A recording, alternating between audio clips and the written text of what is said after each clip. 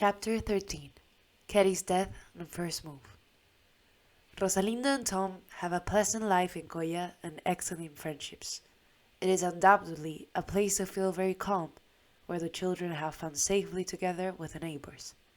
However, in 1948, Tom receives heartbreaking news. Ketty, his mother, dies of cancer while living up north with Esmeralda. At that time, the distance was too great to go say goodbye to a family member, and Tom looked saddened for several days. The sadness is added to the one caused by the absence of his friends, reasons that begin to generate a great uneasiness in him. He is no longer seduced by the stability offered by the camp.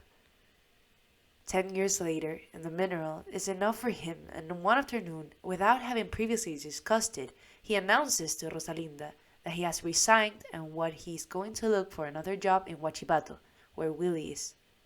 She begs him to stay, that it will be risky to move with the children without the security that the clinic and the privileges of the camp gave him. Too many sacrifices for an adventure.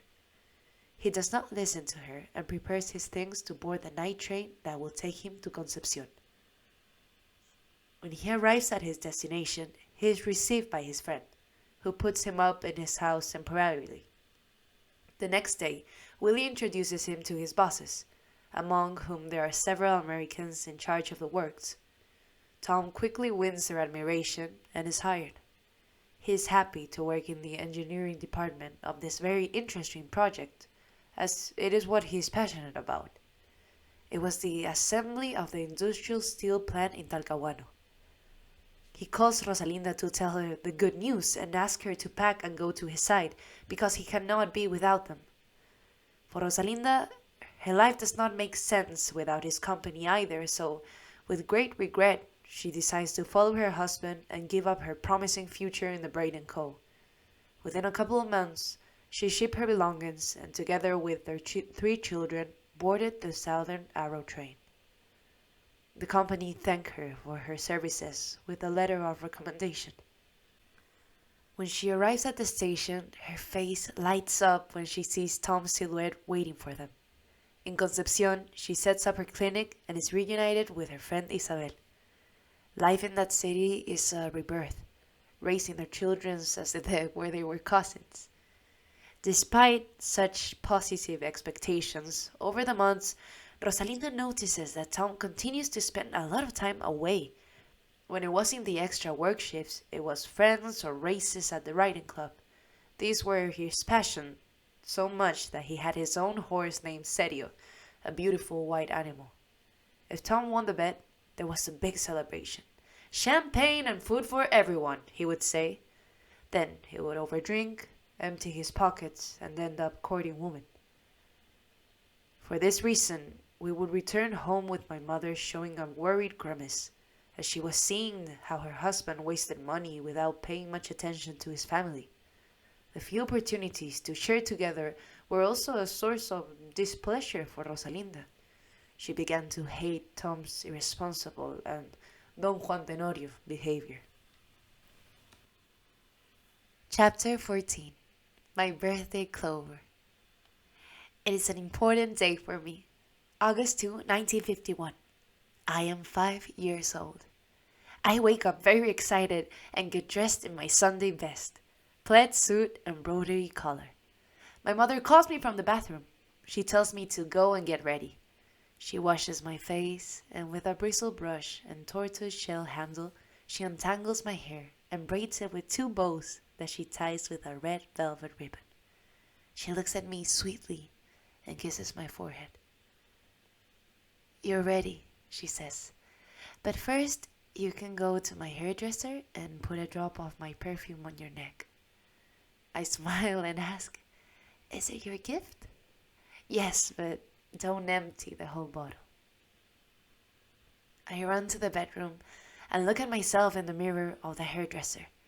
I take the little bottle, uncork it, feel the whiff of the jasmine perfume, and with a glass stopper, I put a drop on each side of my ears. I leave the perfume in the same place and walk towards the dining room, where it smells of caramel and cinnamon.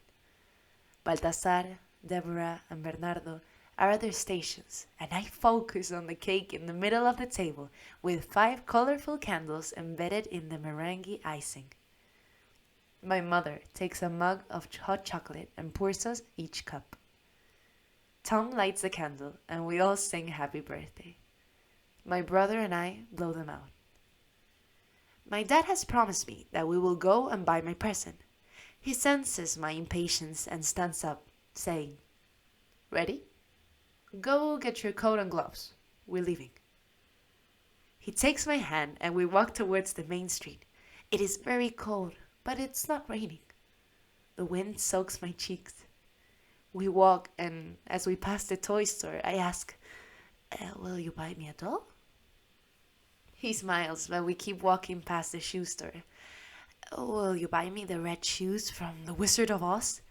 He squeezes my hand and we continue walking until we reach the main square. At one of the corners, we cross and stop in front of a glass door. I am astonished to see that it is a jewelry store. "Good morning," says Tom to the saleswoman behind a display case full of jewelry.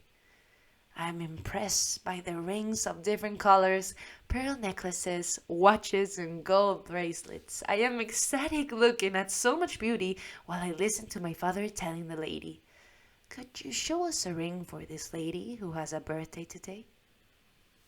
The sales clerk turns and opens the door of the shop window behind her, taking out several little black suede boxes.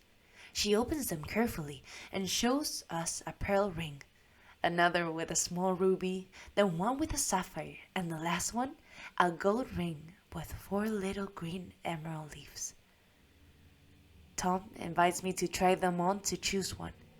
The green one caught my attention. I took it and put it on my ring finger, being fascinated. "I love it," Tom exclaimed. "It's perfect for you. It's a 4-leaf clover. It'll bring you good luck. We'll take it." On the way home, I kept looking at my ring and asked my father, "Why will it bring me good luck?" Clover is a herb that usually has 3 leaves. On rare occasions, it has 4, and in that case, it is associated with good luck.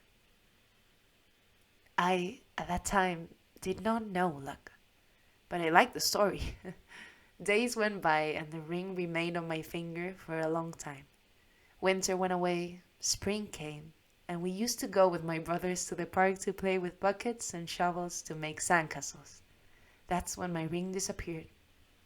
Apparently, it slipped off while I was kneading the sand and I couldn't find it anymore. I was devastated. Summer passed, then autumn, another winter. The sun shone again in spring and finally summer again. The children returned to the park, and so did Baltasar. He started to play in that place, and while he was picking up handfuls of sand, suddenly something shone in his hand. It was my ring. Very excited, he came running and shouted, "Mom! Mom, I found my sister's ring!" We were all stunned, and my father added, "I told you, my daughter, that the clover was good luck, and it will be with you all your life." When I went to bed, I fell asleep caressing my ring. I thought luck was a very good thing and wondered what other joys my little magic jewel could deliver. Of course, among these joys was not the reconciliation of my parents, because one day Rosalinda discovered Tom having an affair with a neighbor, a very attractive young woman.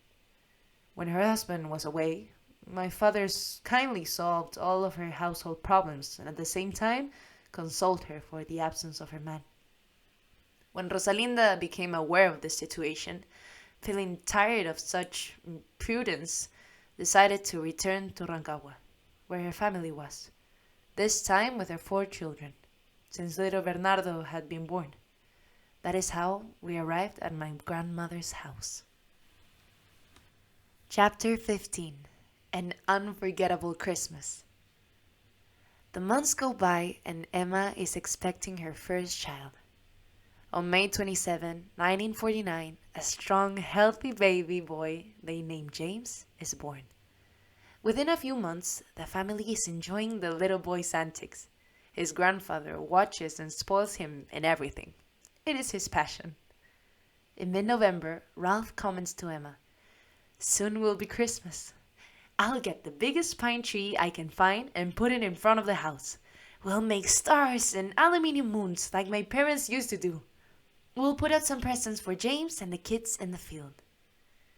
His father-in-law looks at him in amazement. It had never occurred to him to do that. The next few days in the evenings, the husband and wife make the shiny ornaments. When December arrives, Ralph, after work, bakes chocolate and butter cookies. He also prepares colorful candies and nougats like the ones his mother used to make for him for that occasion. Throughout the month, he made wooden trucks for his workers' children and a cute little rocking horse for his son. On the 24th, when work is only done in the morning, Ralph gathers the men and tells them to come to the house with their wives and children in the evening, because there is a surprise. At about 6 o'clock in the evening, the guests begin to arrive and pile up in front of the big tree. At that moment, Emma surprised them with small packages of candy and cookies for each child. She also serves them mugs of hot chocolate. As the children run around happily with their presents, Ralph approaches the caterpillar, touches the battery, and 2 large spotlights he had installed between the branches of the pine tree light up. Everyone marvels at the spectacle, as they had never seen anything like it. That was James' first Christmas, surrounded by the peasants as if he were a little Jesus. In July 1951, Emma gave birth to their second son, Brian. Ralph continues to work hard in the sawmills under Joaquin's orders, who is still the one who provides for all the family's need. However, Ralph is not satisfied living under the protection of his father-in-law. His adventurous and independent nature forces him to break free from the control of his wife's father, feeling that it's time to forge his own path. He tells Emma that he wants to go to the mineral of the Central Zone in search of a new job, as he wants to be self-sufficient and dreams of another future for them. In a few weeks, he travels to the offices of the Braden Copper Co. in Rancagua and meets with one of the bosses and his fellow citizen, Mr. Straney. The American man finally hires him as a watchman of the mine's railroad lines. Ralph returns to Temuco to inform his father-in-law of his plans. This is a blow that Don Joaquin did not expect, since Ralph's departure would represent the estrangement of Emma and his beloved grandchildren. He would have to confront the loneliness and emptiness that the young family would live in his home. Despite the sadness this caused him, Joaquin understood Ralph's need. After all, he had too made his own way by emigrating from Spain. Ralph has many skills and becomes the favorite and protégé of his boss, who trains and teaches him all about his job so that in the future he will be the one to replace him upon the retirement. The year after arriving at the mineral, he is promoted and hired by the international mining company Kennecott Copper Mines, which through its subsidiary Braden Copper Corp. Manages the extraction of copper from the El Teniente mine. Along with his promotion, he is granted housing within the company's premises and is paid his salary in dollars. In addition, they impose the labor laws of his country, including the famous Social Security instituted by Franklin Delano Roosevelt after the Great Depression of the 1930s, which left thousands of people homeless. He is also given vacation time to travel to the United States every 2 years with his family. Emma is living a very happy time. She has a beautiful house with a large garden where Ralph built her a greenhouse to grow ornament plants. The children attend school within the community. In addition, they enjoy an excellent servitude that includes a nanny, maids for housekeeping and cooking, a permanent gardener, and Sotito, the faithful waiter who took care of every whim of Emma and the little ones. This man worked for more than 2 decades with the Huttons, becoming the darling of the whole family, until the nationalization of copper in the early 1970s, putting an end to the privileges of U.S. employees. Before that, the family makes friends. Emma enrolls in the Red Cross and studies nursing. She gets involved in charity work in the city, where she spends most of her time. Ralph builds himself a large workshop equipped with all kinds of tools, where after his workday he entertains himself making woodcrafts, a hobby he inherited from his father. In fact, when Jim was born, as his daddy used to call James, the first thing he made was a crib and a playpen, so big and strong that the boy, his dog, and some friends could fit inside. Chapter 16. Tom's Restless Personality. Rancagua, 1953. It was a cold winter morning. Rosalinda got up earlier than usual to go to work. She had been up all night because of Tom's sudden trip. Shortly before sunset the day before, he announced to her that he was going that evening to visit some childhood friends, the Urrutias. It was not unusual for him to leave.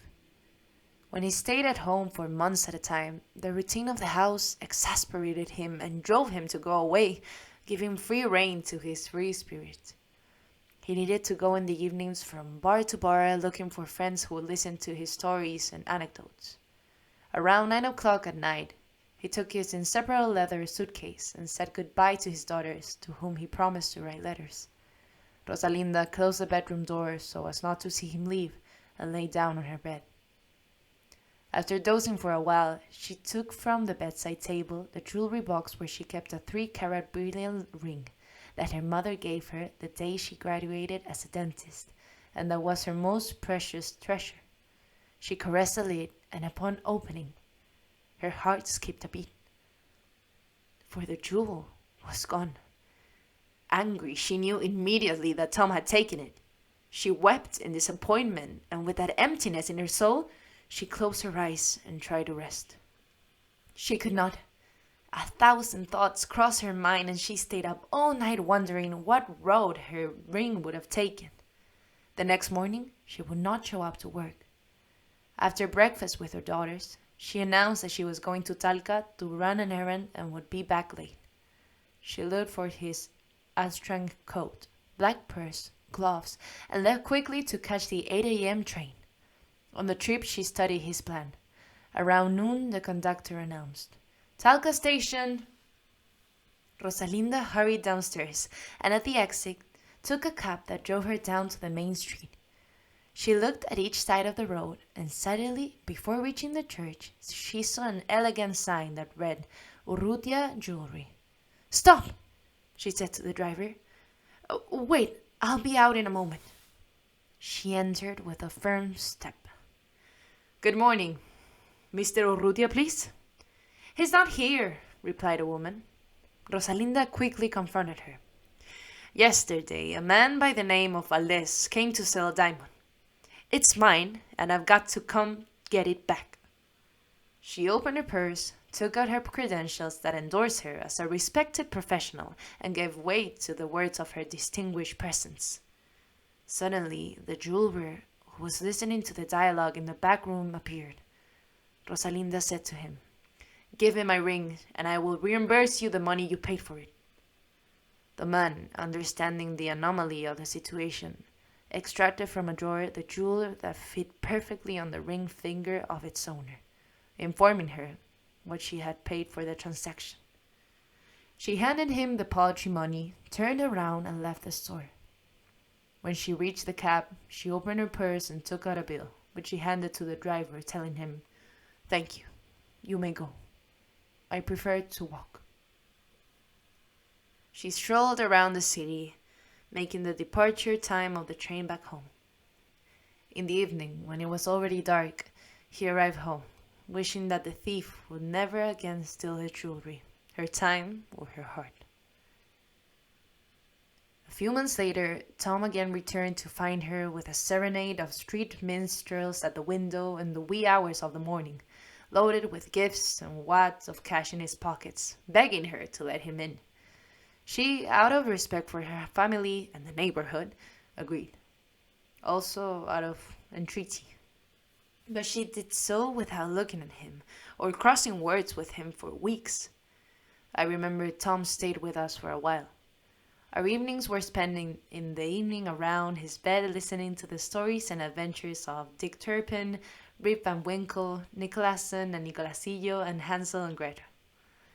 We always cried with the latter story, when the witch punished the children or when the little birds moved them to the other side of the glass wall. But my favorite was the book Heart, written by Edmondo de Amicis in 1886, about the boat trip of an Italian boy taking care of his mother. My dad used to narrate that story to us emotionally, a story that had such an impact on him when his mother told it to him as a child. I was also influenced by the family, spiritual and patriotic values highlighted in the book. Another indelible story in my memory was Ali Baba and the 40 Thieves, as Tom passionately described each scene and adventure, dwelling on the impressiveness of the cave and the profile of each thief. The 40 thieves, after plundering the city, galloped to a cave to hide the loot. This contained amethyst, emeralds, pearls, diamonds, and gold coins, which they carried in embossed leather trunks. The cave smelled musty and was filled with stalactites and stalagmites. It was dark and gloomy, illuminated only by torches that barely cleared the gloom from the evil-doers' faces. They were big and small, fat and skinny, all of them with colorful turbans on their heads, swords at their belts, and dazzling jewelry. Definitely, my father would take me to Baghdad on magic carpets to fly over those palaces of sultans and princesses. The experiences I have of those nights in that house I never forgot. It was an old mansion a few blocks from the main square, built around 1900s, with solid adobe walls and tile roof. After the main entrance, it had 2 large rooms, then a terracotta tiled courtyard, and 6 rooms around it, with a large palm tree in the center. At the end, the kitchen and the main dining room. On the other side, the bathroom, and then a door with shutters that gave access to Tom's favorite place, the large garden with its orchard. There was an old pomegranate tree that had 2 thick hooks where we climbed up to swing or grab some open fruit that to us was a bright red star and took us a while to pluck. Under this tree there was a basin and a wooden bottle where clothes were brushed and then boiled on a fire. We also had a vineyard with small pink grapes, sweet as candy, and a row of orange and lemon trees that perfumed the atmosphere with their blossoms. There were 2 imperial apricots that were our favorites, with their pink, sweet, and velvety fruits. The cement walls were hidden behind beautiful yellow lilies, wild violets, and calla lilies.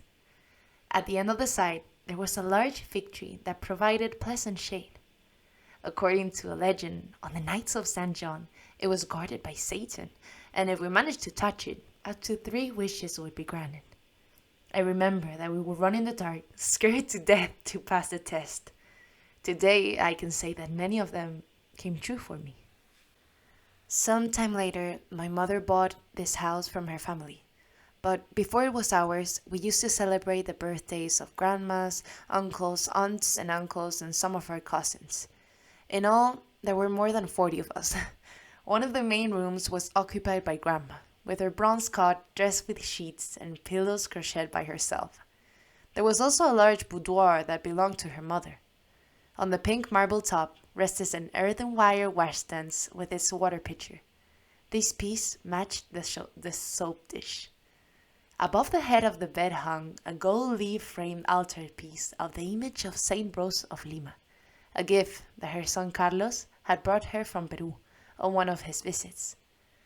The main dining room, which we occupied on Sundays and family celebrations, was equipped with a mahogany table and 14 chairs, a buffet, and a sideboard, where the fine china and Yungay crystal glasses were kept. The rest of the time, we used to eat daily in other smaller dining room, next to the kitchen, whose table served as a desk, ironing board, game table, and anything else we had to repair. There we grew up and were formed under the same traditional teachings and values of our ancestors, with the protection and strength of Rosalinda, and with the unconditional affection of Tom, who, when he saw us in trouble, consoled us, advised us, and convinced us that we were the best. During the day, he would get up early and go to the back garden, where he would set up under the corridor at his work table. There, he would repair everything that was damaged. He could change the resistance of the iron. He would fix the plugs of the lamps. He would disassemble the sewing machine when it was jammed, making it good as new. If a dish on the electric stove was not heating, he would leave it working.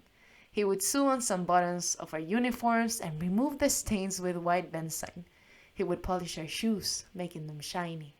He would mend our leather bags, and sometimes he would serve us as an encyclopedia to do some homework. He always solved our little domestic problems. At tea time, he would make us delicious pastries, which he called scones, and he would devour them warm with lots of butter. But what I loved most about my father was our relationship of complicity, not knowing at that age that over the years I would absorb many of his qualities. It was he who knew me best, encouraged me, listened to my dreams, and encouraged my imagination. The truth is, in my memory, he was fabulous. If it hadn't been for the damn alcohol, he would have been the perfect father. But God sent him to us that way, perhaps for our apprenticeship. Sometimes I would approach him and ask, "How will you do this thing?" And he would say, "I don't know yet. I'm studying it. You'll see." After a few hours, everything would fit him to the millimeter.